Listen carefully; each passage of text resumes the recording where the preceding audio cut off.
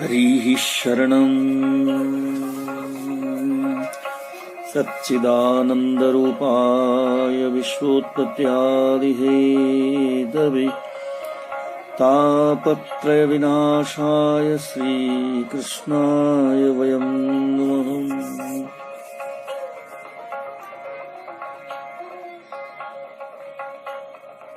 अज्ञानतिमिरन्धस्य ज्ञानाञ्जनशलाकयम् चक्षुरुन्मिलितं येन तस्मै श्रीगुरवे नमः।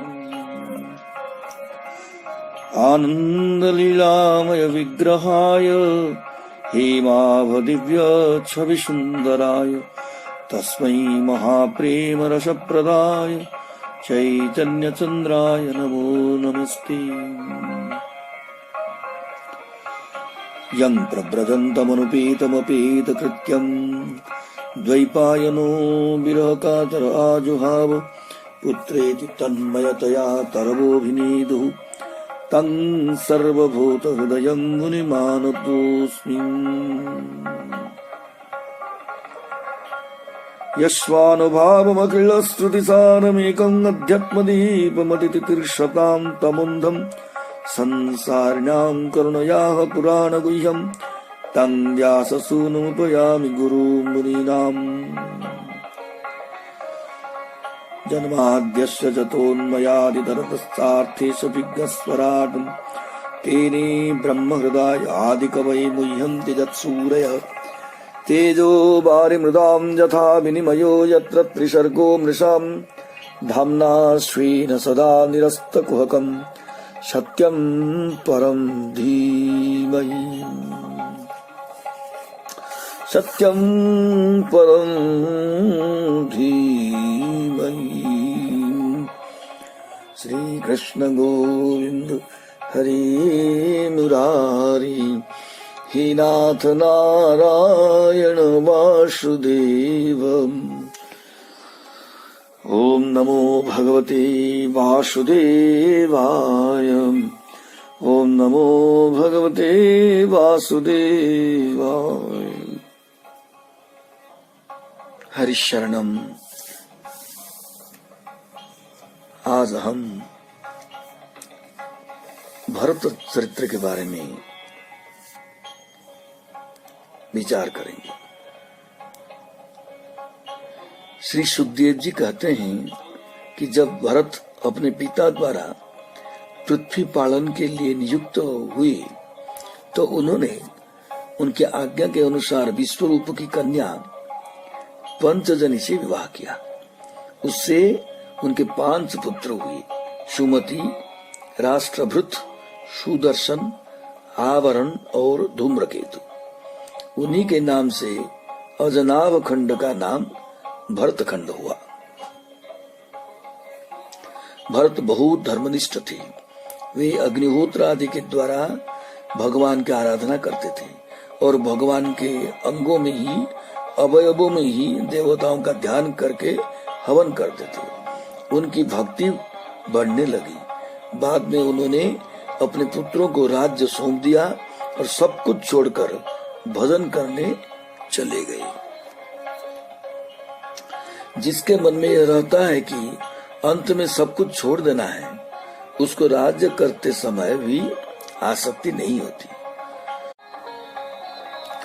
जो लोग यह मान लेते हैं कि यहीं भगवान मिल जाएंगे और उनके लिए कुछ छोड़ने की जरूरत नहीं है, वे तो निष्कामता की जड़ ही काट देते हैं। जो संन्यासाश्रम के विरोधी हैं और समझते हैं कि हमें तो घर गृहस्थ में निष्काम भाव से काम करते करते भगवान मिल जाएंगे, उनकी गलती यह है कि जब वे त्याग नहीं करेंगे तब उनमें निष्कामता कहाँ से आएगी। जिसके मन में चतुर्थाश्रम उद्देश्य के रूप में विद्यमान रहता है, वही द्वितीय आश्रम और तृतीय आश्रम के निष्काम हो सकता है। निष्काम होने की पद्धति यह है कि चतुर्थाश्रम में परित्याग का संकल्प मनुष्य के मन में बना रहे। यदि त्याग का संकल्प नहीं बनेगा तो कोई निष्काम नहीं होगा।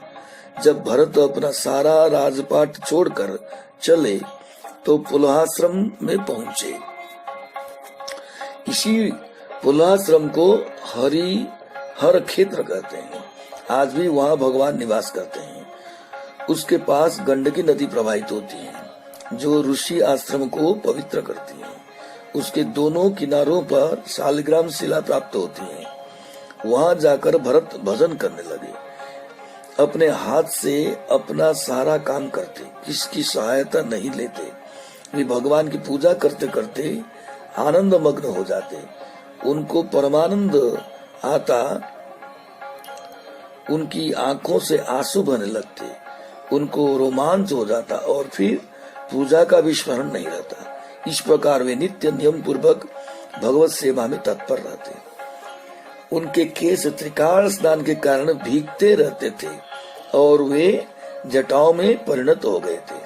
वे मृग चर्म धारण करते और प्रतिदिन सूर्योदय के समय सूर्याभिमुख खड़े होकर हिरण्मय पुरुष का ध्यान करते और इस प्रकार कहते हैं: परो रजः सवितुर्जात वेदो देवस्य भर्गो मनसेदं यजानम् सुरेत साधः पुनराविश्यति चष्टें हंसं गृध्राणं नृसद्रिंगिरामिमहम्। भगवान सूर्य का तेज कर्म फलदायक है, प्रकृति से परे है। उसी ने इस जगत की उत्पत्ति की है और वही जीवों की रक्षा करते हैं। मैं उस बुद्धि प्रवर्तक तेज की शरण लेता हूँ। लेकिन देखो, बहुत आराधना करने पर भी मनुष्य के मन में विघ्न आ सकता है। इसीलिए विघ्न से सावधान रहना चाहिए। श्री सुखदेव जी कहते हैं कि एक दिन प्रातः काल राजा भरत सूर्योपासना के लिए नदी के किनारे बैठे हुए थे।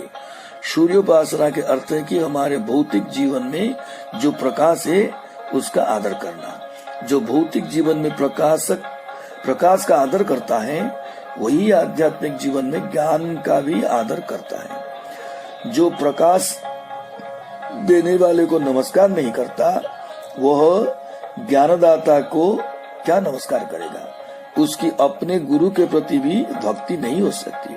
सूर्योदय और सूर्यास्त के समय शयन करने वाला घोर आलसी है और आलस्य मनुष्य की उन्नति में कितना बाधक है सब जानते हैं। कवियों ने कहा है कि यदि भगवान श्री चक्रपाणी भी सूर्योदय और सूर्यास्त के समय शयन करने लगे तो उन्हें लक्ष्मी जी छोड़ देंगे। इसीलिए मनुष्य को सूर्योदय और सूर्यास्त के समय अवश्य ही निद्रा का, अज्ञान अंधकार का त्याग करके सूर्य का आदर करना चाहिए। यह हमारी शास्त्रीय पद्धति और शास्त्रीय संस्कृति है। तो जब भरत स्नान करके नदी तट पर बैठकर ब्रह्माक्षर अभिगुणान प्रणव मंत्र का जप कर रहे थे तब वहाँ एक हरिणी पानी पीने के लिए आ गई।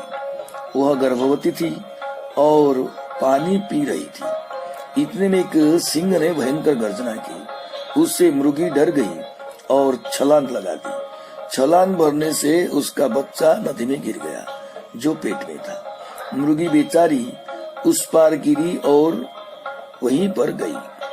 उस पर राजा भरत की नजर पड़ी। उन्होंने सोचा कि मृगी तो मर गई, उसका बच्चा बचाया जा सके तो अच्छा रहेगा। वे झट नदी में कूद पड़े और वहां से बच्चे को उठा लिया। देखो, बच्चे को उठाने में कोई दोष नहीं था और उसकी सेवा शुश्रूषा करके उसको ठीक कर देने में भी कोई दोष नहीं था। लेकिन वह स्वयं तो हो गए थे भगवान के। मैं भगवान का हूँ ऐसा मानते थे, किंतु यहाँ उन्होंने उस मृग शावक को अपना मान लिया। चाहिए तो यह था कि उसको भी भगवान का ही मानते। उन्होंने अभिमान कर लिया कि ये हमारा बच्चा है। अब वे प्यार पूर्वक उसका पालन करे, पोषण करे और उसको चूमे चाटे। जब मनुष्य को किसी से आसक्ति हो जाती है तब वो उसको भजन पूजन नहीं करने देता। वही यही कहता है कि जब तुम हमारे आने पर भी माला ही फेरते हो तो तुम्हारा हमसे क्या प्रेम है। छोड़ो सीताराम राधे श्याम करना, हमारे और देखो, हमसे बात करो। यह जो हरिणी है वह मनुष्य रूप में भी होती है।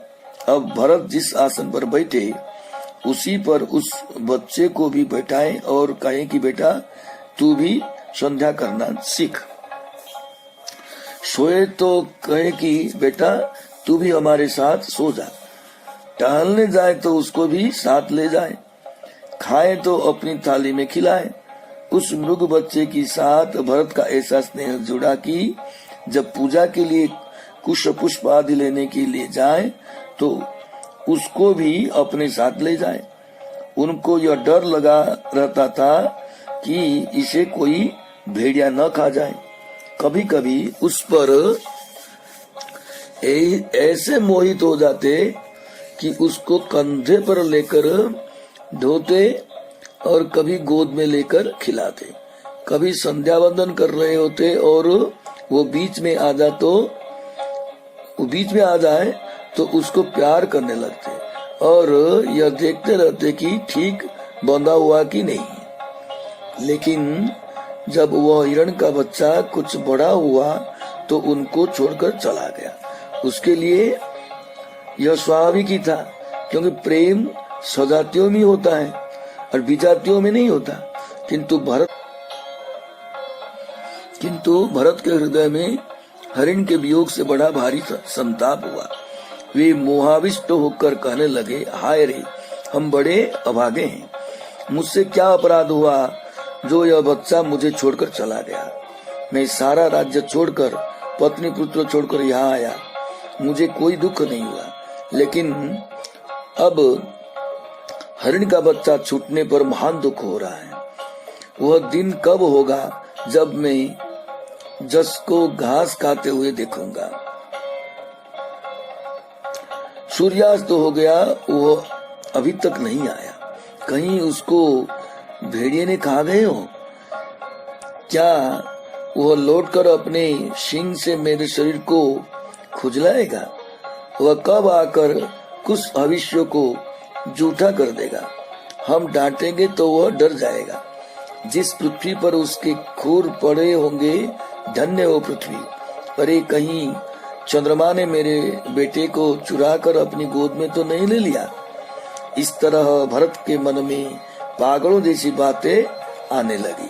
भगवान की पूजा भूल गई। उसके स्थान पर हरिण का बच्चा उनको याद आने लगा।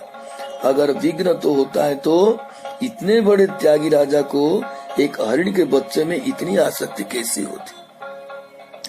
अब जब मरने का समय आया तब भी भरत यही सोचे कि वो बच्चा कहाँ गया, उसका क्या हुआ। कोई आहट हो तो समझे कि शायद आ गया हो। इस तरह उसी का चिंतन करते करते राजा भरत का देहावसान हो गया और वे अगले जन्म में हरिण हो गए।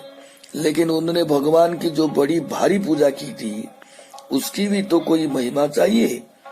आसक्ति का फल यह हुआ कि हरिणाकार वृत्ति होने से वो हरिण हो गई, और भगवान की पूजा का फल यह हुआ कि हरिण हो जाने पर भी उनको भगवान की स्मृति बनी रही।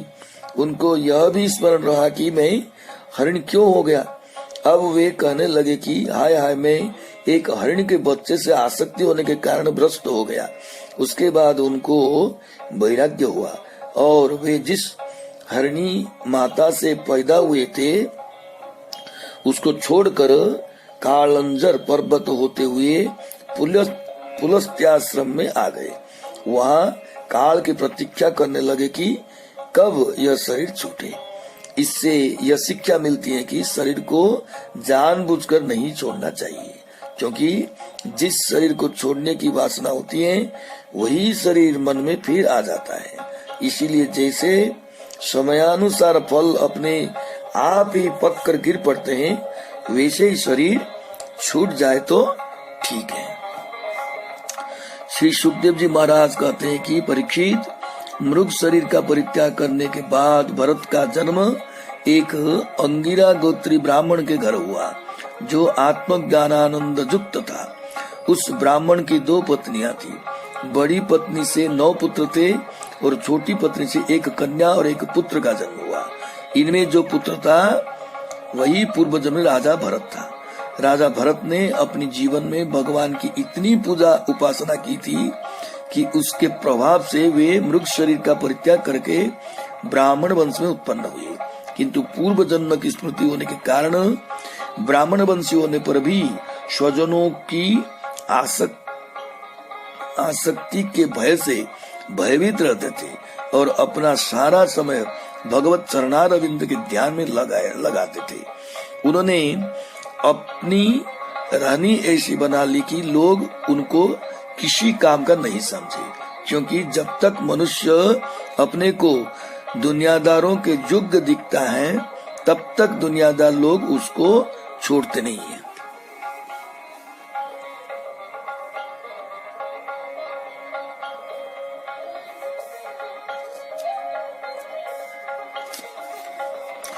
कहने का मतलब यह है कि दुनियादारों को जब तक मालूम रहता है कि अमुक आदमी से हमारा काम निकलेगा तब तक वे उसके पीछे पड़े रहते हैं और उसको मारे बिना नहीं छोड़ते। इसीलिए सावधान रहना चाहिए।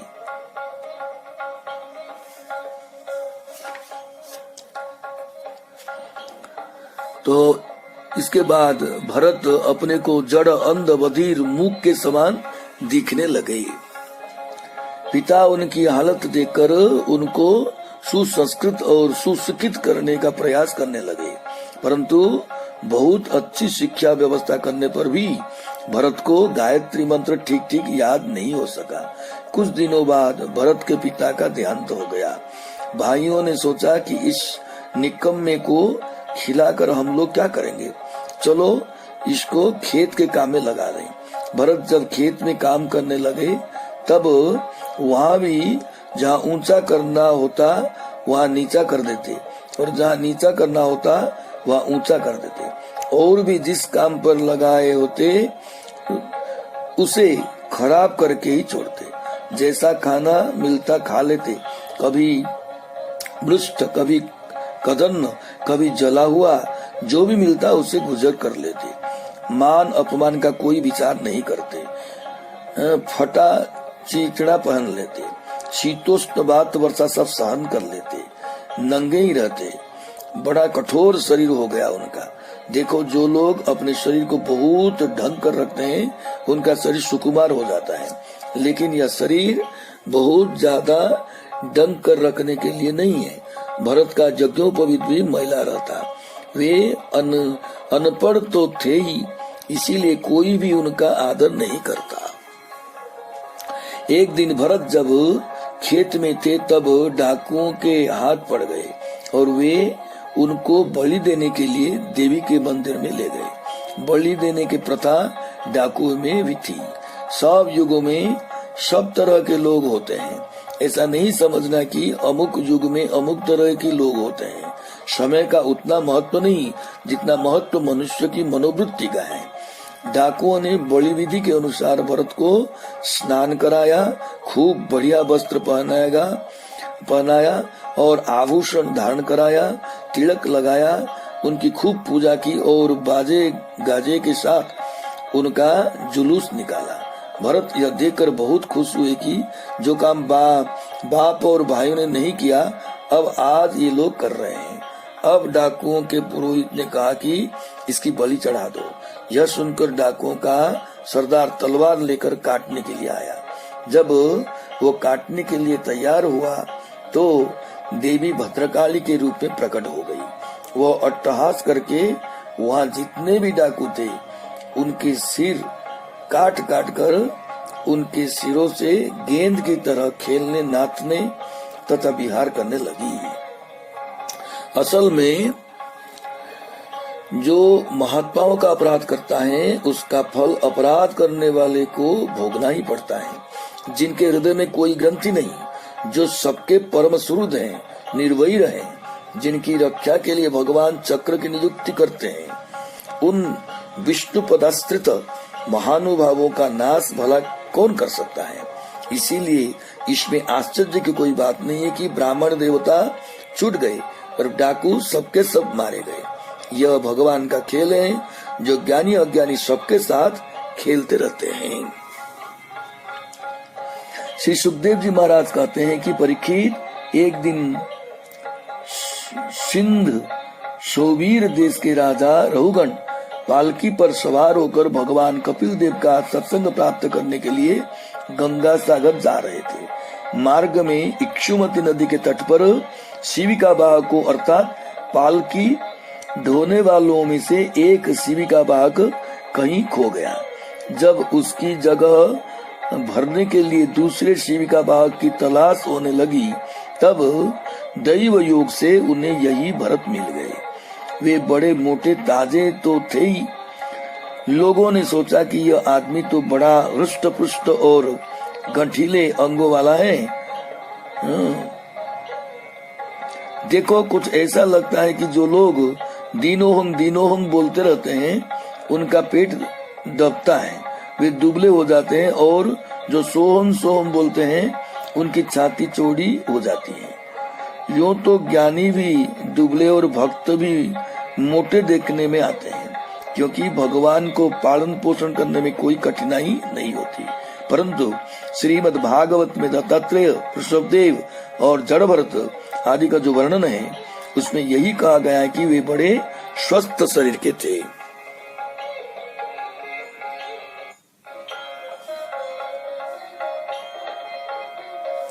तो जड़ भरत को देखकर लोगों ने सोचा कि यह तो बैल या गधे के समान भार ढोने में समर्थ है। देखो, उस समय बेगार का जमाना तो था ही।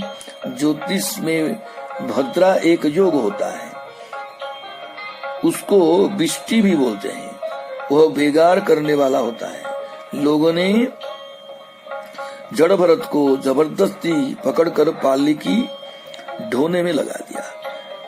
अब जब जड़ भरत पालकी ढोने लगे तो वह टेढ़ी मेढ़ी हो जाए। उन्होंने कभी पालकी ढोया तो था ही नहीं। राजा ने पालकी में बैठे बैठे डांटा कि अरे, तुम लोग इस तरह क्यों चलते हो, धक्का लगता है, सीधे चलो।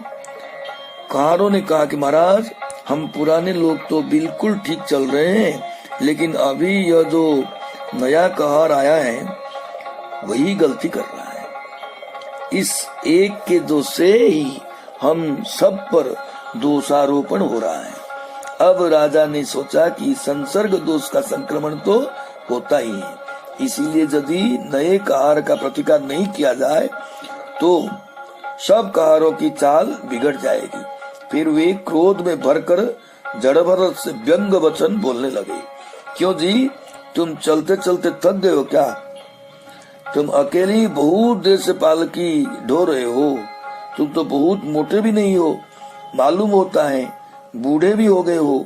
इस प्रकार राजा रहुगण ने वक्रोक्ति से जड़ भरत का उपहास किया, किंतु जड़ भरत पर उसका कोई प्रभाव नहीं पड़ा।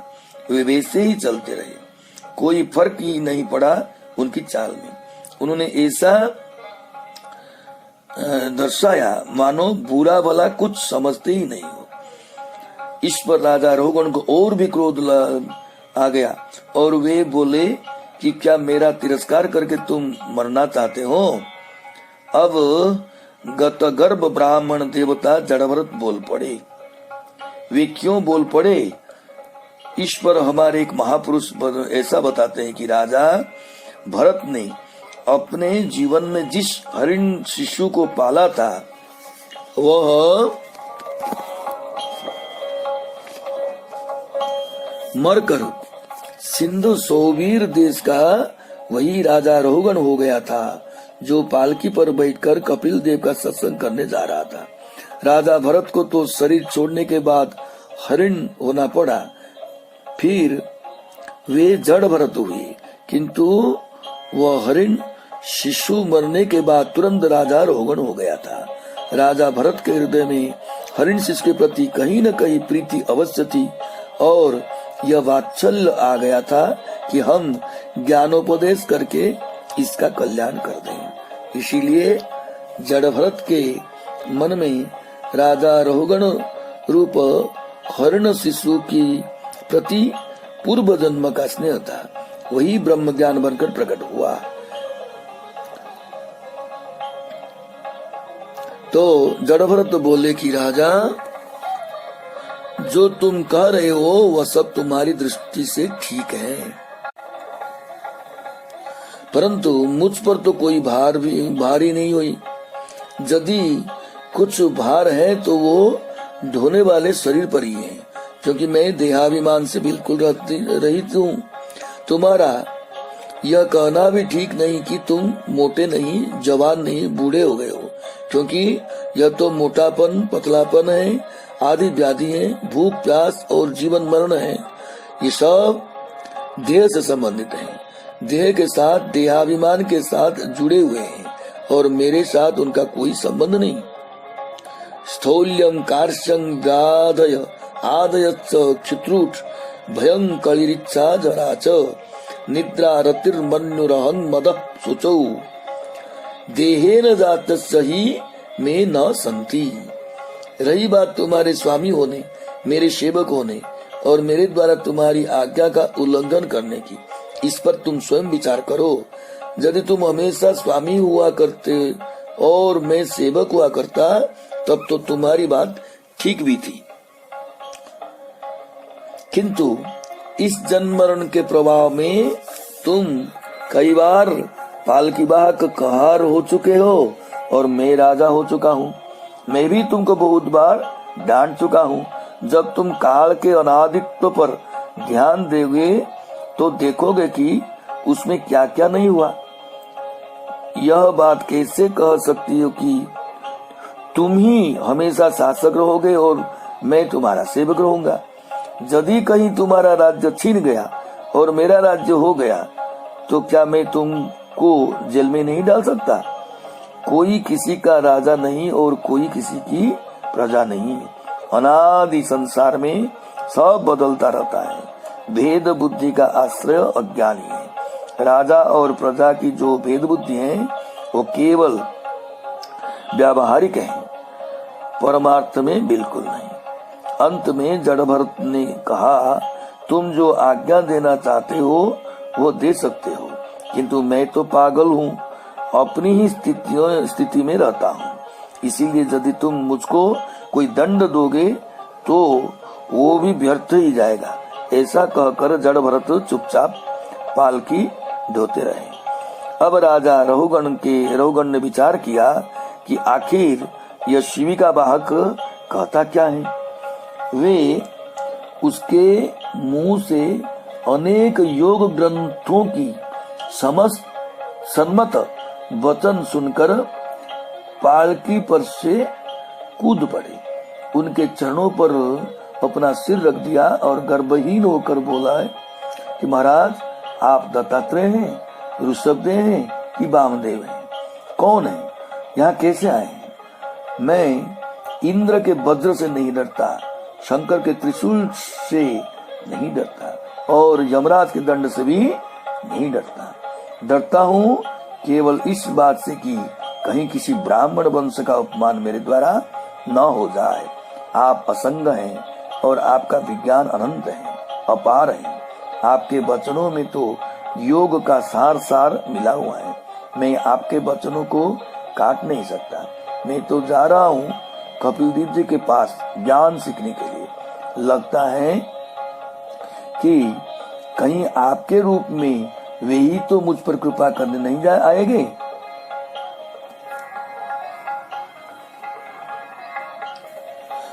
मैं तो जा रहा हूँ कपिलदेव जी के पास ज्ञान सीखने के लिए। लगता है कि कहीं आपके रूप में वे ही तो मुझ पर कृपा करने नहीं आएंगे।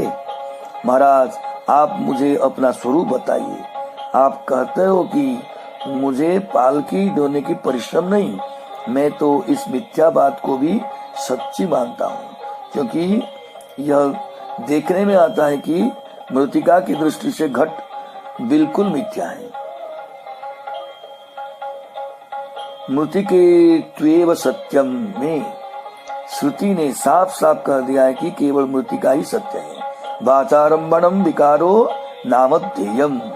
न घट का मृत्तिका काल से अलग काल है, न मृत्तिका देश से अलग देश है, न मृत्तिका से अलग घट का वजन है। जो आकृति और आभास है वे अधिष्ठान से जुदा होते ही नहीं। ऐसी स्थिति में भी घड़ा देखने में आता है और उसमें पानी भरा जाता है। कुछ लोग अर्थ क्रियाकारित्व जैसा मानते हैं। मिट्टी से पैसा नहीं मिलेगा, घड़े से पैसा मिलेगा। घड़े से पानी भरकर जो ले आवेंगे तो उससे प्यास बुझा जाएगी, पर मिट्टी से तो पानी भरकर नहीं आता। हम देखते हैं कि जिसको मिथ्या कहा जाता है उसमें भी अर्थकारित्व है। आप कहते हैं कि मुझमें उपाधि के धर्म नहीं है, लेकिन उपाधि के धर्म भी तो देखने में आते हैं। उपाधि शब्द का अर्थ यही तो होता है कि जो उप अर्थात अपने पास वाली वस्तु में अपने गुण का आदि अर्थात आधान करे। जैसे जपा कुसुम स्फटिक के पास रहकर स्फटिकों को रंगीन बना देता है, तो जपा कुसुम उपाधि अवश्य है, किंतु स्फटिक से बाहर की वस्तु है। वैसे ही उपाधि के धर्म हमारे अंदर नहीं है। लेकिन हम देखते हैं कि जब बटलोई को आग पर चढ़ा देते हैं तो पहले बटलोई गर्म होते हैं, फिर उसका पानी गर्म हो जाता है, फिर दूध गर्म हो जाता है, फिर उसमें डाला हुआ चावल भी गर्म हो जाता है और वह पक जाता है। गर्मी बटलोई की होती है, पानी की होती है और पका देती। इसी प्रकार यदि गर्मी से शरीर पर कोई ताप आता है तो इंद्रिय प्राण मन ये भी तप्त हो जाते हैं। असल में जो भगवान का सच्चा भक्त होता है उसको यह अभिमान नहीं होता कि मैं भोक्ता हूँ, मैं रक्षक हूँ। मैंने राजापन के अभिमान में आकर आप जैसे संत का तिरस्कार किया है। आप बड़े आर्त बंधु हैं, मुझ पर मैत्री दृष्टि कीजिए, जिससे कि सत्पुरुष के तिरस्कार का जो अपराध मुझे लगा है वह दूर हो जाए। देखो, पहले की महापुरुष सामने वाले को दो चार खरी खरी बात सुना देते थे और फिर देखते थे कि उसके अंदर सहन शक्ति है कि नहीं, और यह विनयी है कि नहीं, निर्विमान है कि नहीं। वे अपनी विद्या बुद्धि दिखाने के लिए कुछ नहीं बोलते थे, सामने वाला समझ जाए इसके लिए बोलते थे। हमारे एक सन्यासी मित्र काशी में रहते हैं। एक दिन उन्होंने कहा कि हम पुराण पढ़ते तो हमारी समझ में आ जाता है, लेकिन आजकल के किसी कवि की कविता पढ़ते हैं तो हमारी समझ में नहीं आता। इसका क्या कारण है? मैंने कहा, हमारे ऋषि महर्षि इसीलिए लिखा करते थे कि पाठक समझ जाएं और उसके अनुसार आचरण करें, लेकिन आजकल के लोग इसीलिए लिखते हैं कि पाठक समझे यह बड़ा भारी विद्वान है, बुद्धिमान है। आजकल के लोग अपना महत्व प्रकट करने के लिए लिखते हैं, बात को समझाने और जीवन में उतारने के लिए नहीं लिखते। तो जैसा कि कहा, पहले के महात्मा लोग डांट डपट कर और ठोंक पीट कर यह देख लेते थे कि सामने वाला अधिकारी है कि नहीं। एक बार मुक्ताबाई ने कुम्हार की थापी उठाई और महात्माओं की पीठ पर थाप दे देकर उनकी परीक्षा करने शुरू कर दी। नामदेव ने कहा कि यह क्या करती हो, इस तरह कहीं महात्माओं की परीक्षा होती है? मुक्ताबाई बोली कि इतने सारे महात्माओं से यही एक कच्चा है और सब पक्के घड़े हैं। जड़ भरत ने कहा कि अकोविदः कोविदवाद वादवादात। राजा तू मूर्ख है, लेकिन पंडितों की सी बात करता है। तेरी समझ में तो कुछ आता नहीं। एक और तत्व की चर्चा करता और दूसरी ओर व्यवहार की बात करता है। तो अब जड़ भरत के उपदेश शुरू हुआ जो हम अगले वीडियो में उसको प्रस्तुत करेंगे। जय श्री कृष्ण। स्मरणं हरिस्मरणं हरिस्मरणं हरिस्मरणं हरिशरणं हरिशरणं हरिशरणं हरिशरणं हरिशरणं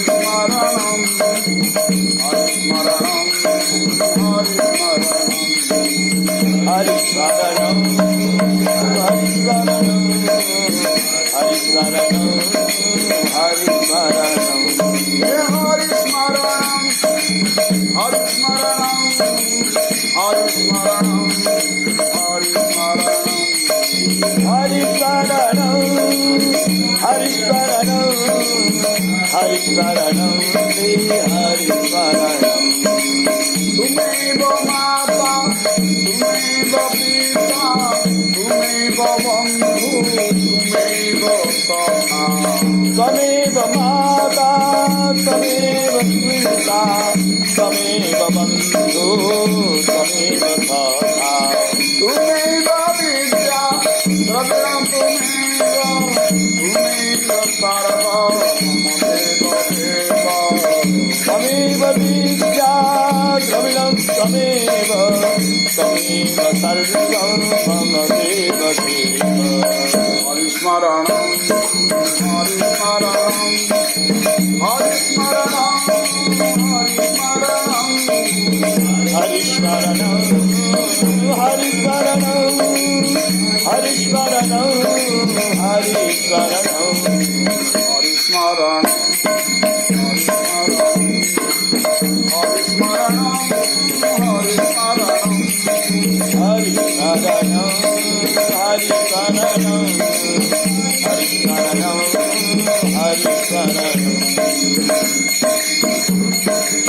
Hare Krishna, Hare Krishna, Krishna Krishna, Hare Hare, Hare Ram, Ram Ram, Hare Hare. Hare Krishna, Krishna Krishna, Hare Hare, Hare Ram, Ram Ram, Hare Hare. Hare Krishna, Krishna Krishna, Hare Hare, Hare Ram, Ram Ram, Hare Hare. Hare Krishna, Krishna Krishna, Hare Hare, Hare Ram, Ram Ram, Hare Hare. Hare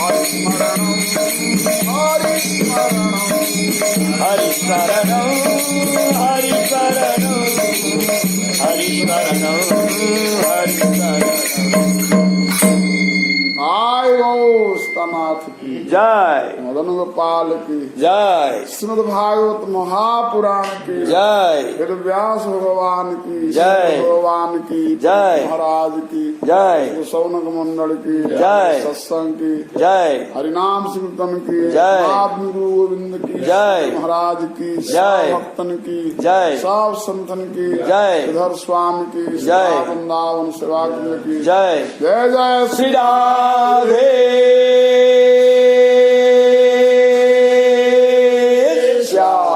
Nitai गौर हरि बोल। श्री गुरु प्रेमानंद निताय गौर हरि बोल।